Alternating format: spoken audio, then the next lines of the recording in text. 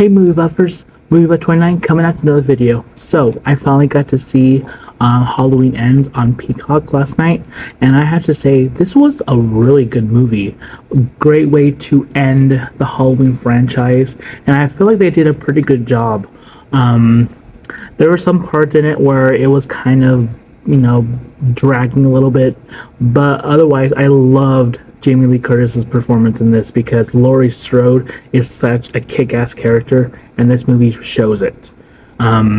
So yeah, so this, so it was a really cool, fresh take, because when you watch the movie, and spoiler alert for those who haven't seen it, I'm gonna put a spoiler warning so that way, make sure you watch the movie before you watch this video. But so it takes place. So the first scene in the movie takes place in 2019. I believe it's around Halloween night. It was like the year after Michael Myers escaped and unalived those people, and then we came after Laurie Strode and unalived some of her family. But this new character, his name was Corey. He was babysitting for a family who lives in a pretty nice house. When you walk in, I love the way it was decorated. But yeah, so he's babysitting this kid named Jeremy. His mom told him that after the event with Michael Myers that year before, he's been kind of going crazy. But Corey was like, it's cool. He's a kid. So, but yeah. So when they were watching this horror movie, Jeremy was kind of becoming hostile towards Corey, calling him names, saying that he's the worst babysitter. So Corey went to go get something to drink or eat, and then all of a sudden Jeremy disappears.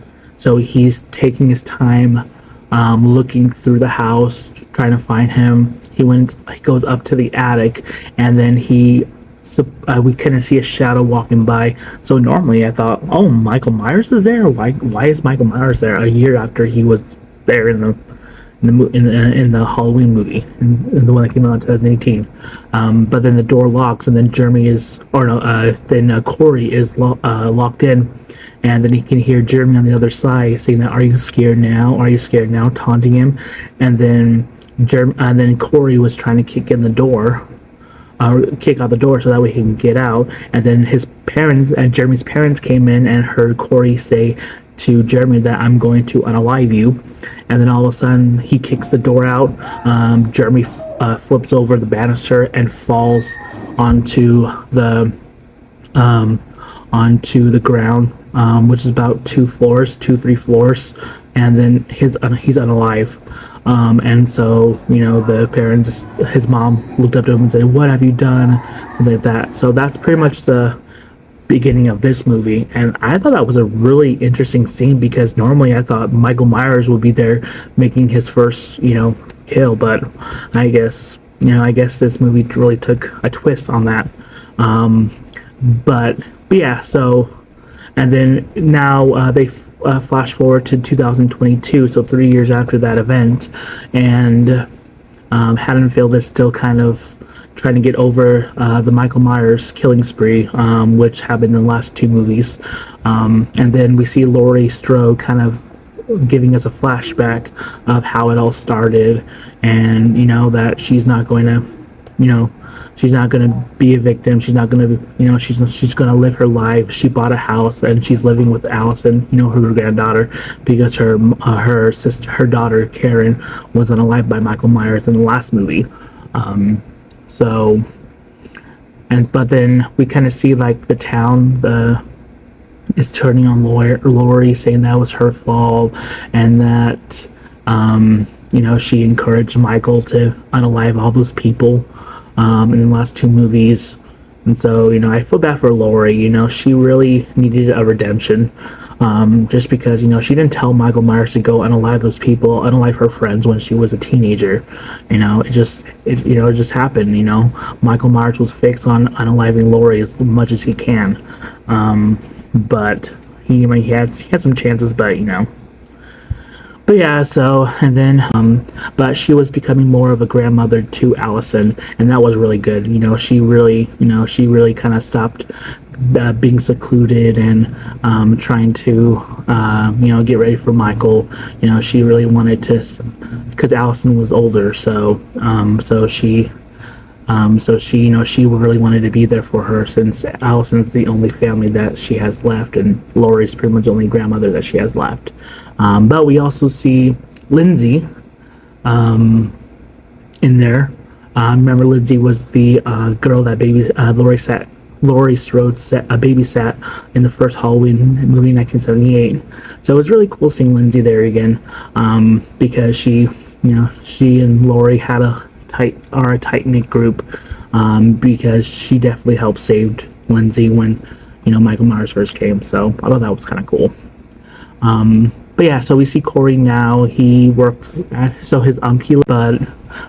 works at a salvage bar run by his uncle. He has to take the bike. He's still hated by the people because they think that he unalived the little boy intentionally, even though it was an accident, as we could definitely tell it was an accident. But yeah, so he's like, people call him crazy, call him a psycho, call him a killer, and really hate on him. And I feel bad for him. He really needed. I feel like he should have just gotten out of Haddonfield, but news spreads around, so I feel like he probably wouldn't. He probably wouldn't make it far, because the story will follow him wherever he goes.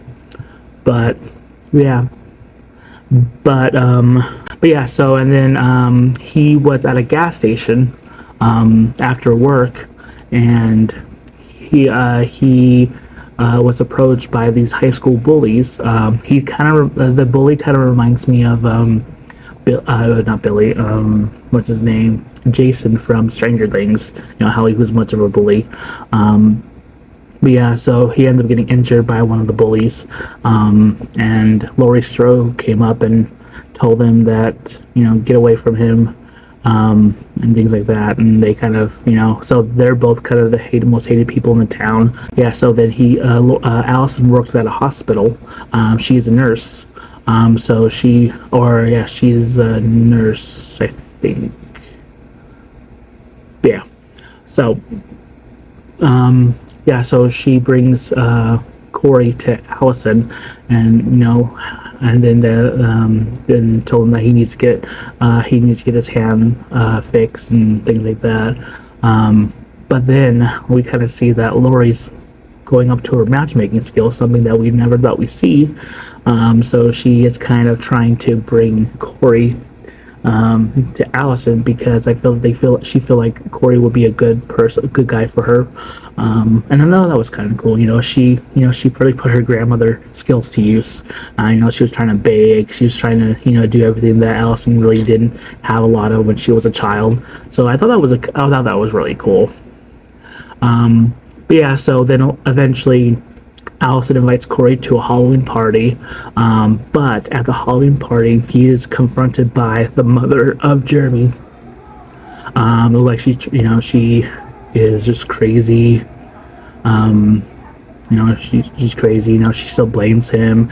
She was yelling at him. She shouldn't be happy. He shouldn't this like that, and that really got to him. So he left the Halloween party.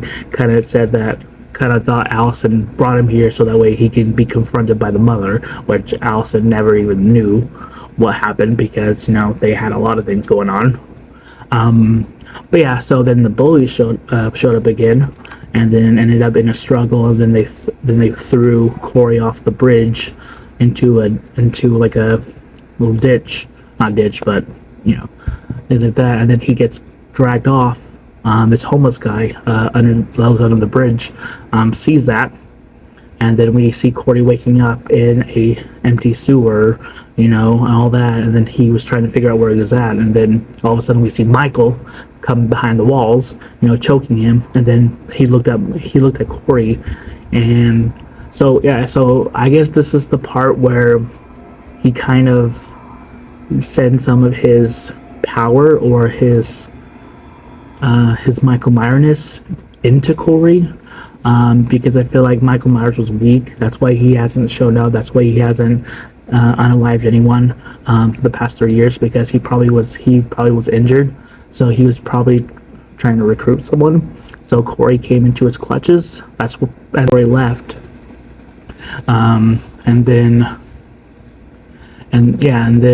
So we see Michael Myers is still there.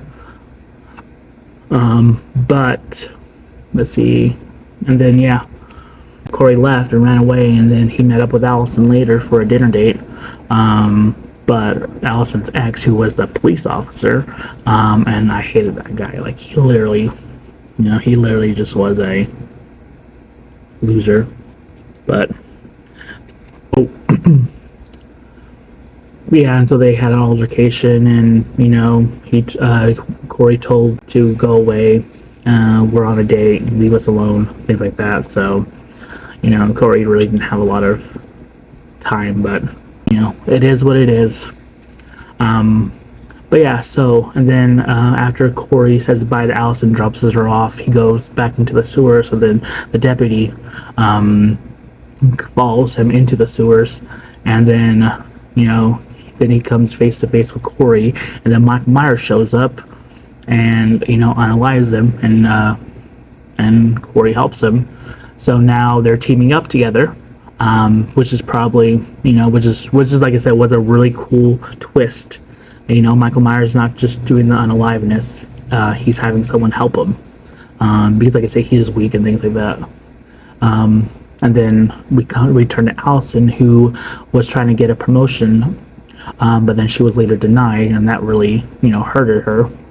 And then because the nurse who had the promotion was pretty much one of the nurses that were sleeping with the doctor, and that really just pissed off Allison.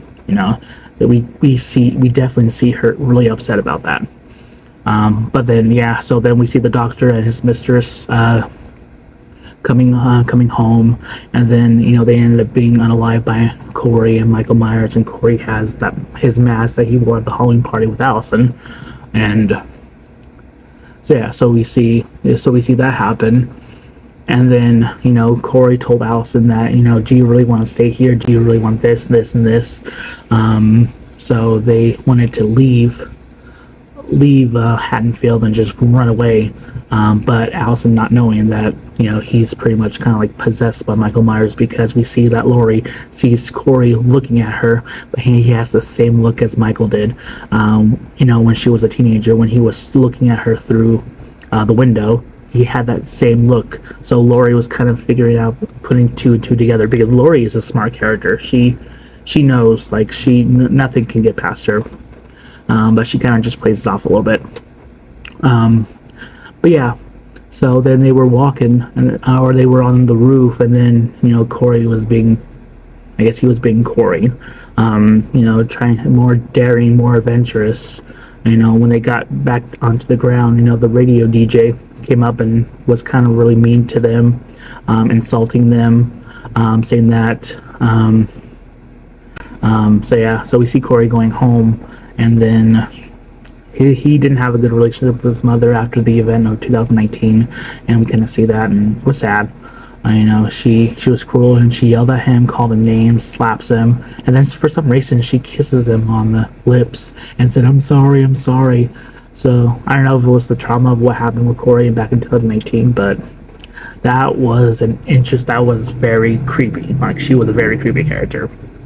But yeah, so then he leaves, and then he goes to spend the night at the house where in the beginning where he, unalived Jeremy.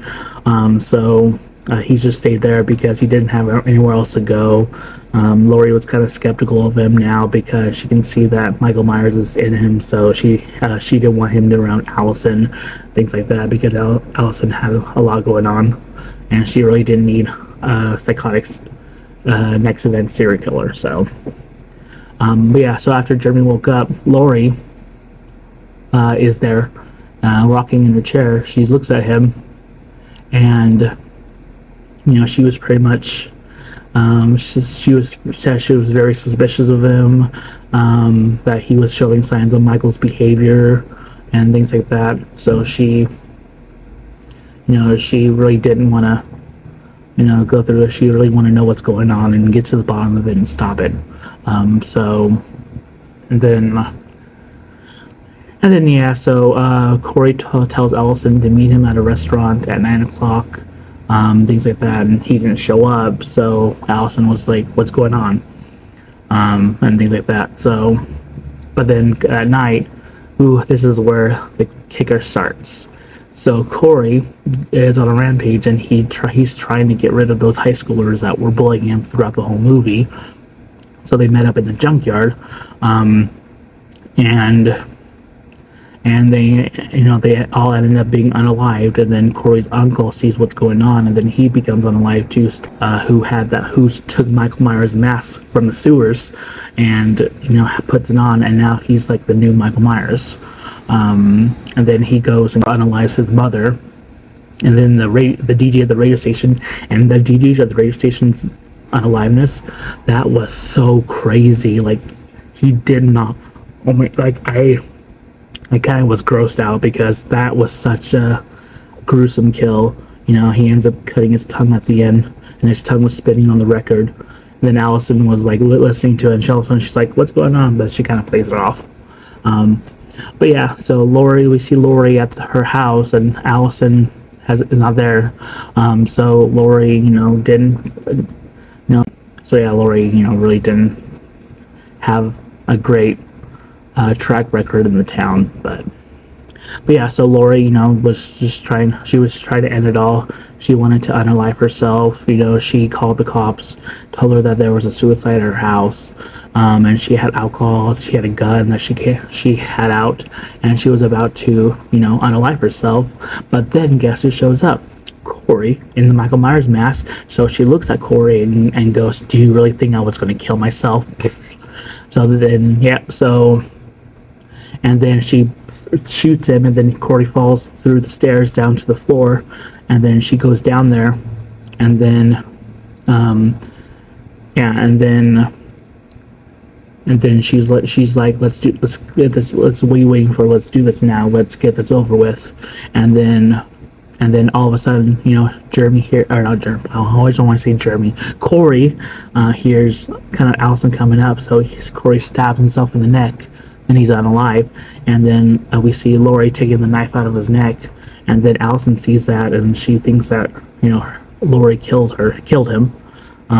So she left and ran away, and then she was about to head out of town, things like that. She really didn't want to be around Laurie anymore because she took someone that meant something to her. But yeah, and then all of a sudden, like after Allison leaves, we see Michael walking in. He has, he takes the mask from Corey and puts it on him, and then this is where it starts. And then him and Laurie, get at it. They were fighting, or they were throwing punches, things like that, stabbing. But then Laurie gets the upper hand and pins him to the counter, stabs him, slits his throat and wrist, and then Allison comes in, saves Laurie from being choked by Myers, and now he's unalived finally. And the cops come in, sees what's going on, and then